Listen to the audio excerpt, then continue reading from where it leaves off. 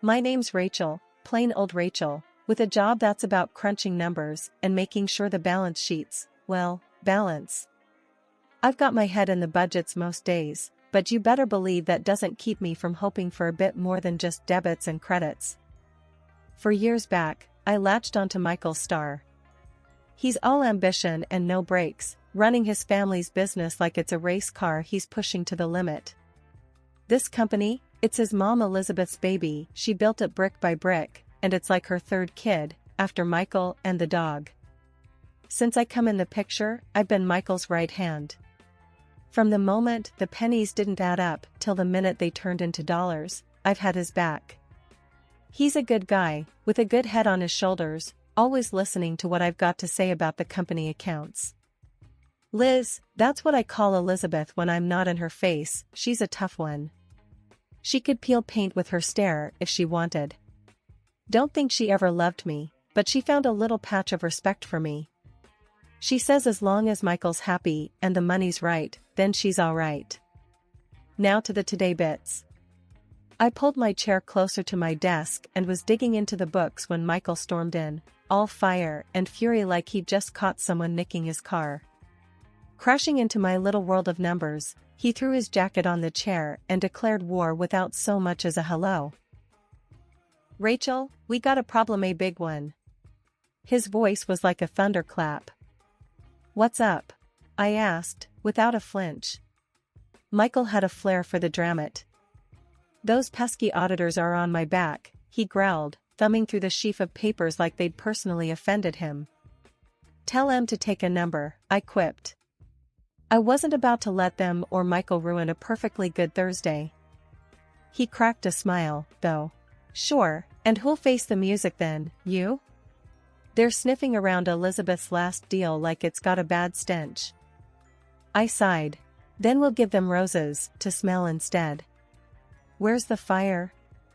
Point me at it. He relaxed a bit and flopped down across from me. I knew the score. Michael gets the heat, I find the way out. It was a dance we had gotten used to. I need you to look over everything, okay? Can you do that for me, Rachel? His eyes were asking politely, but his tone meant business. You got it, boss, I said, cracking my knuckles. I'll dive in and you'll have those auditors eating out of your hand. The door swung shut behind him, and I was alone again with the ghosts of numbers yet to be tamed. It didn't scare me. The numbers never did. It was only when they didn't add up that my stomach knotted, because those rare times spelled trouble. That was the gauntlet thrown, so I picked it up. The real figures from the deal sat snug on my hard drive, waiting for me. I just had to prove that Liz's deal was squeaky clean. For Michael, for the company, and, hell, for my own peace of mind. So I settled in, glasses perched on my nose, ready to wage war with spreadsheets and bank statements. It was going to be a long night, and the coffee pot was my only ally. Michael hired a new secretary, a bombshell really, and brains weren't her strong suit. Her desk routine was a mess. Her idea of filing was piling papers high enough to block out boredom or any real work. I couldn't deny she had a presence, though, like a walking, talking beauty advert.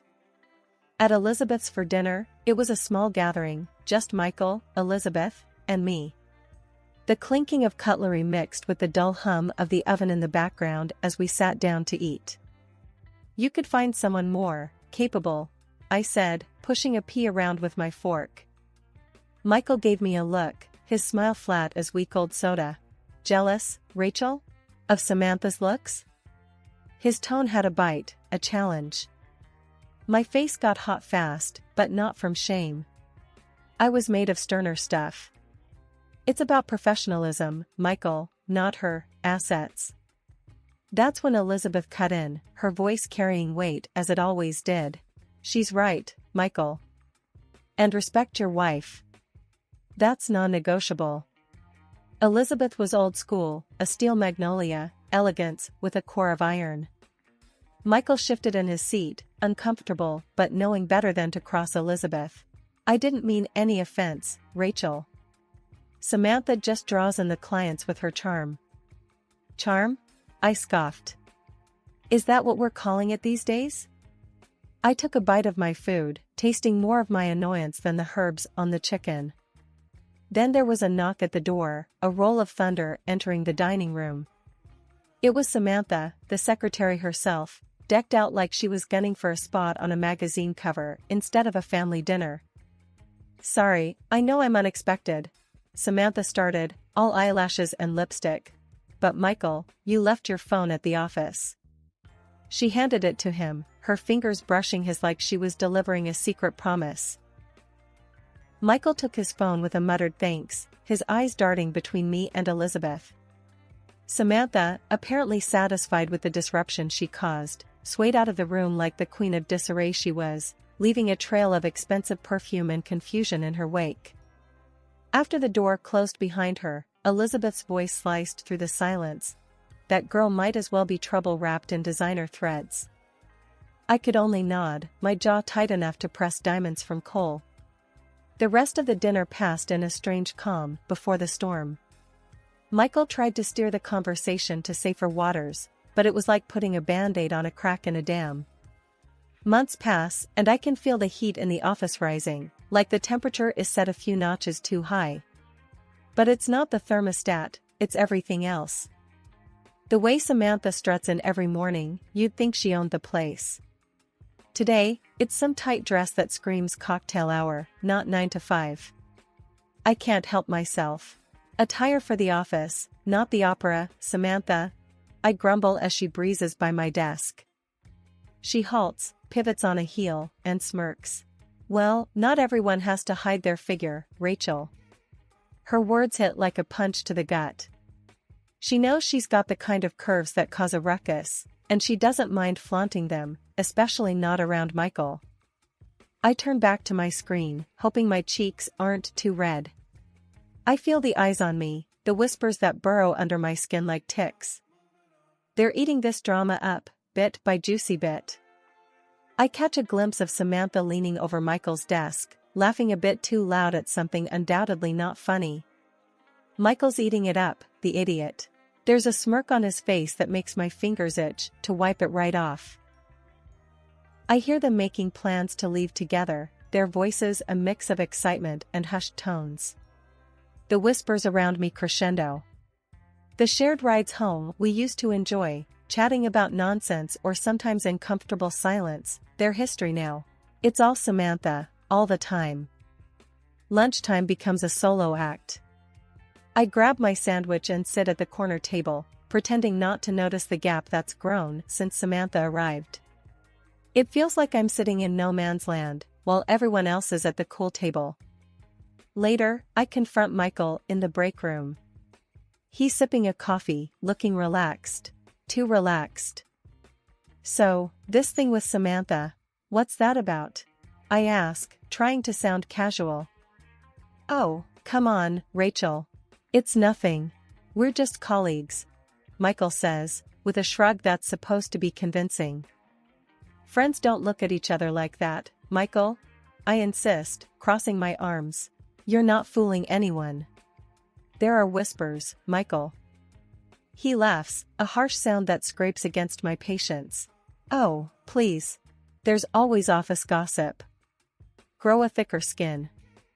I leave the break room, leaving Michael with his so-called advice and his arrogance. The words bounce around my head, grow a thicker skin. Right. Because that solves everything. One day I went into Michael's office to get the documents. What I saw felt like a jab to the chest. There they were. Michael and Samantha hugging each other, his arm tight around her waist like she's some sort of prize he won. Michael stammers, looking like he's just seen a ghost. Meanwhile, Samantha wears this smug grin like she's got one over on me. Really, Michael? I said, my voice cut through the silence like a knife. This is what's been going on. Michael's face was dripping with sweat, his shirt collar soaked. It's not what it looks like, he says, his voice all shaky like he's trying to convince himself more than me. Samantha, still standing there with that irritating smile, says, calm down, it's just a hug. Just a hug? I snapped back. And I suppose you just happened to fall into his arms, right? Michael tried to butt in, his hands up as if trying to stop a bullet. Listen, we were just... I turned on my heel, not wanting to show them how much it hurt. I could hear him behind me, his footsteps on the expensive office carpet. Wait, let's talk about this. Please. I only stopped when I reached my office, turned the lock with a click that sounded like finality. I leaned against the door, the solid wood against my back feeling like the only steady thing in that moment. I didn't want the whole place listening in on the drama. I kept my voice even, almost cool. Michael, what do you want from me? To stand here and take this? Listen, he began, whispering through the crack where the door met the frame. It's a misunderstanding, that's all. I scoffed at that weak excuse. Misunderstanding? I said, louder now. I know what I saw. I could see his shadow moving back and forth under the door. He was pacing, a dead man walking. I could hear him muttering, trying to string together the right words as if they'd work like some magic spell. I sat at my desk, cold metal against my fingers while I thought about all the lies, all the late nights I'd been a fool to believe were for work. A knot tightened in my gut. Everything was clear now. I wasn't going to stick around to be played for a fool. After a while, the pacing stopped, and the shadow under my door disappeared. I wasn't going to be interrupted anymore. I didn't need an explanation, none would be good enough, and I sure didn't need the rumor mill of the office spinning tales about my personal life. The rest of the day was just a blur. Papers, phone calls, the clack of keyboards, it all mixed together in a meaningless cacophony. The real noise was in my head, the voice telling me I'd been blind. I remember the evening air was still when Michael stumbled through the door. His steps were uneven, loud in the timid quiet of the living room. Rachel, he started, his voice had a jittery pitch, like the buzzing of a faulty light. Samantha's pregnant, he blurted out. I felt my heart splinter, but my face didn't flinch. So, that's it then? I asked, my voice barren of the warmth it used to carry for him. Yeah, I guess it is, Michael replied, rubbing the back of his neck like he always did when cornered. His eyes didn't meet mine. Look, Rachel, I'm done. You're just not exciting anymore. I want a divorce. My throat was dry, felt like it was stuffed with cotton. Fine, I said, the word cutting the air like a knife. Silence stretched between us, aching and dense. He shuffled his feet, clearly wanting to escape. So, that's it, you're just going to let me go? Michael's voice had a scornful edge, but underneath it was surprise, maybe even disappointment. That's it, I replied flatly, every word laced with the ice that had settled in my chest. All right, then. He turned and walked out, taking no more than a suitcase and leaving a whirlwind of broken vows behind.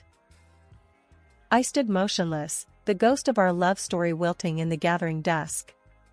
Then I reached for the phone, my hand steady as I dialed Elizabeth's number. It's Rachel. I need help. We talked about a lot of things, and when she hung up, I know what I needed to do next. The silence felt different now. It was the quiet of a starting line, the hush before the storm. With newfound purpose, I began to gather Michael's things, stuffing them into bags with a ferocity that was foreign yet fitting. Every piece of fabric was a testament to a lie I'd lived, an illusion I'd cherished. Not anymore. He'd called me dull, said I wasn't exciting. But as I looked around at the life I was about to dismantle, a flicker of something feral twisted in my gut. I wasn't dull, never had been.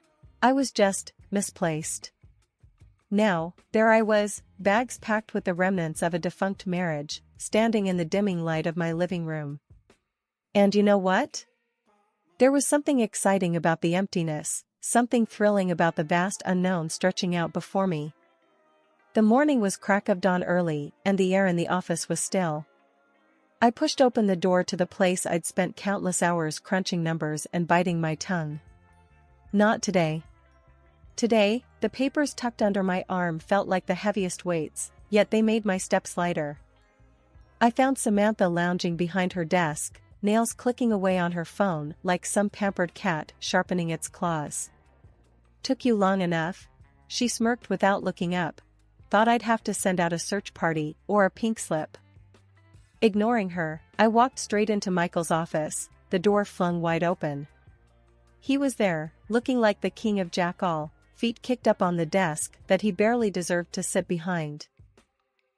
"Rachel, what do you want?"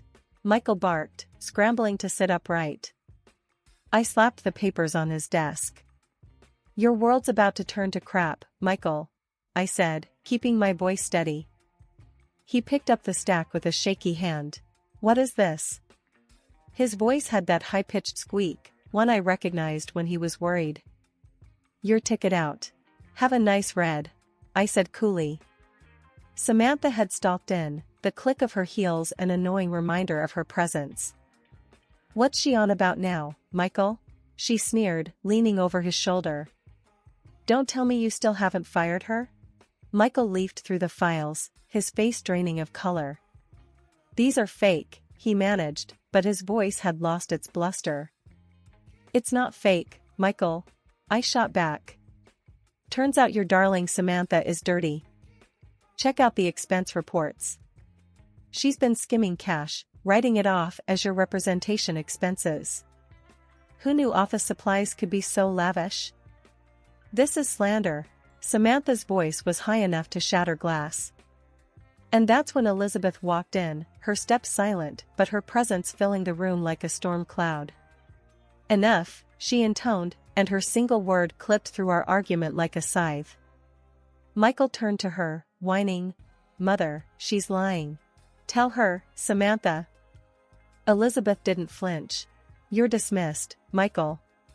Her voice was final, the kind that slammed doors shut and ended discussions. Michael sunk into his chair, his face ashen. "Mom, please. I'm your son. You can't." "I can and I have." Elizabeth stood, unwavering. It was like the whole room held its breath, even Samantha. And then she laughed. It was a sound that could curdle milk. "Guess the show's over, Michael," she taunted, tossing the papers on his desk like they were trash. "Time to let you in on a secret, lover boy. I'm not pregnant." "And me, love you? Police." Michael looked like he'd been slapped with a wet fish. "You said? You promised." "Yeah, well, that was before your mommy here fired you," Samantha sneered. "Face it, you were just a stepping stone, Michael. And now, you're more like a pebble." "That's enough, Samantha," I cut in, sick of her voice. Her eyes fixed on me, and the sarcasm thickened. "Oh, look at Rachel, the savior. You think you're special?" Her laugh was cruel. "You're as pathetic as he is. Only Rachel could love a loser like Michael." The room was thick with betrayal, shock, and a hint of victory, mine. Funny how the tables turned. Only today, the last laugh was on me. Samantha tried to leave, only to was stopped by Elizabeth. "Return the money," she demanded in a tone that froze my blood in my veins. "Listen, Elizabeth, I swear I'll pay it back," Samantha stuttered, her back against the wall. Her hands trembled. "I can get a loan or something." "Loan or something, huh?" Elizabeth snorted, her eyes icy slits. "Damn right you will. Or else you'll find out just how bad things can get." Okay, I get it.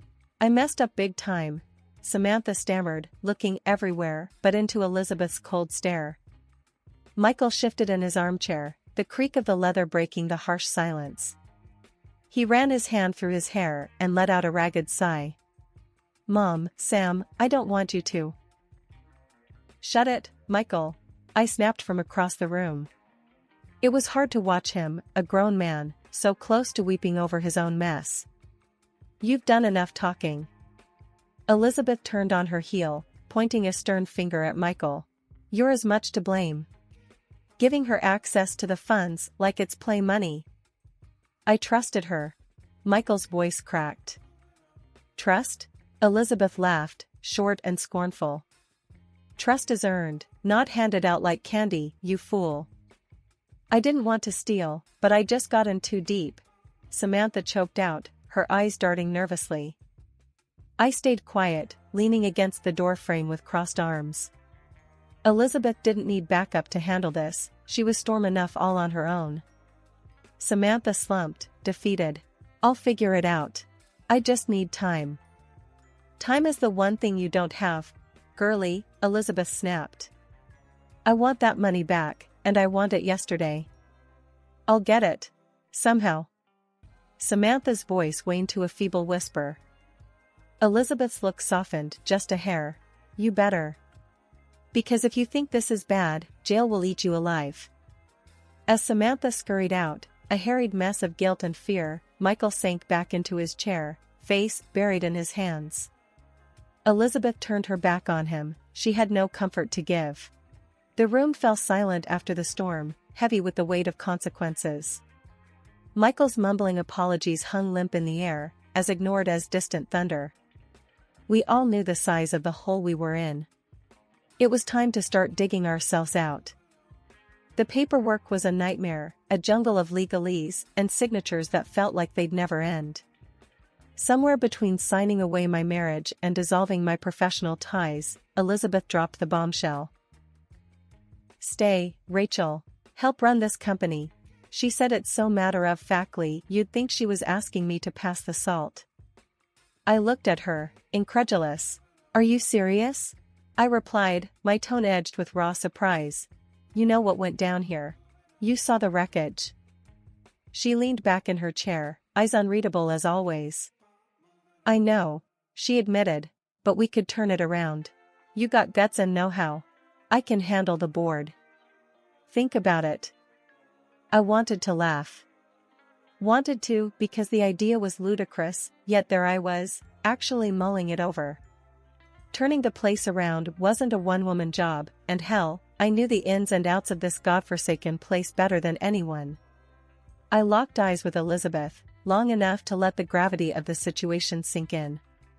You can't be serious, I finally said, but my voice lacked conviction. The truth was, something in me thrived on challenges, on proving people wrong. As a heart attack, she fired back, no hint of jest lurking in her gaze. Join me. What else you gonna do? Go back to Michael, who's groveling at your feet? I scoffed, shaking my head. No way in hell I'm going back to that. Visions of Michael's face, all puppy dog eyes and wilted pride, came to mind. He can wait till hell freezes over for all I care. Elizabeth smirked, that's my girl. It wasn't a term of endearment by any means. In this jungle, it was the call of one lioness to another, acknowledging the coming hunt. So I stayed. Together, we rolled up our sleeves and clawed through the mess. Day in and day out, we navigated through the crap storm, her iron will and my relentless drive combining into a force to be reckoned with. And Michael? He became a ghost, drifting on the edges of my new life. Sometimes I'd catch a glimpse of him, lurking, a shadow of man who'd lost his gambit. Part of me might have felt a sliver of sympathy, but I had a company to resurrect. Elizabeth and I had one last showdown with the board. The old boys didn't know what hit 'em. We walked into that room, reports in hand, sharp as knives. I remember the head of the board, a slippery named Jenkins, trying to undermine us with some comment. You ladies sure you want to keep playing in the big leagues? He chuckled, a chorus of wheezing laughs echoing him. Elizabeth shot him a look that could curdle milk. Playing? Jenkins, we rewrote the damn rulebook. Now, sit down, shut up, and watch how it's done. We laid out our strategy, outlined our successes to date, and projected the future with such precision even Jenkins couldn't find a foothold for his snide remarks. Walking out of there, I couldn't help but feel a wildfire of triumph roaring through my veins. We'd conquered, and the climb was brutal, but damn, the view from the top was something else. As for redemption? That's a long road, best walked alone. Michael would have to find his own way because as the sun set on the old company and rose on the new, I'd found mine, right alongside an ally no one, including myself, would have ever expected.